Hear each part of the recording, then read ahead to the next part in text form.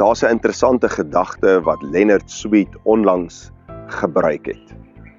Hy sê, Jesus het mense se wêreld verander deur 2 klein woorde. Why not? Hoekom nie? Want die wêreld sê maklik, dis onmoontlik. Dis te laat. Dit sal nooit werk nie. Mense verander net nie. Jy sal nooit opstaan nie. Maar Jesus, hy het anders gekyk. Toe almal net 5 brode en 2 visse sien Jesus moontlikhede. Toe Petrus net golwe sien Jesus geloof. Toe mense net 'n kruis sien God opstanding. Dis asof Jesus voortdurend vra, hoekom nie?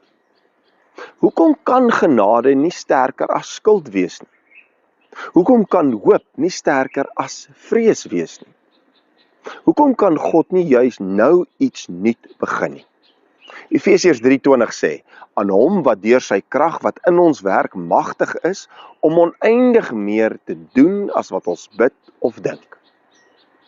Dalk is geloof nie net, wat glo jy nie, maar, wat waag jy saam met God?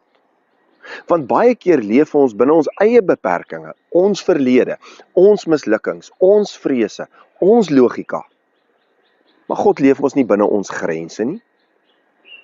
Die disippels het gesê, ons het net 5 brode. Jesus sê, bring dit. Moses sê, ek kan nie praat nie. God sê, hoekom nie? Sarah sê, ek is te oud, ek kan nie meer kinders kry nie. God sê, hoekom nie? Petrus sê, ek sal sink. Jesus sê, hoekom nie op die water loop nie? Miskien staan jy vandag ook voor iets wat onmoontlik lyk.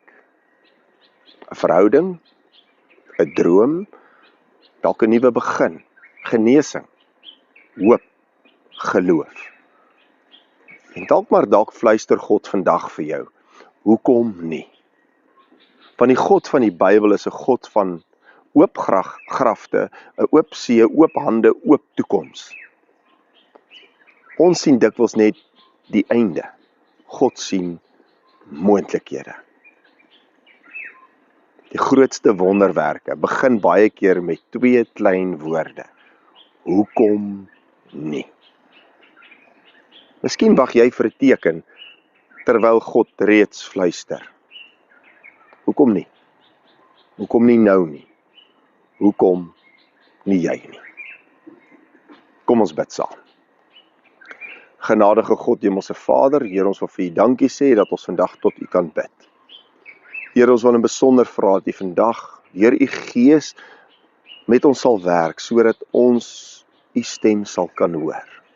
Sodat ons bereid sal wees om dit saam met U te waag, al lyk dit partykeer vir ons onmoontlik.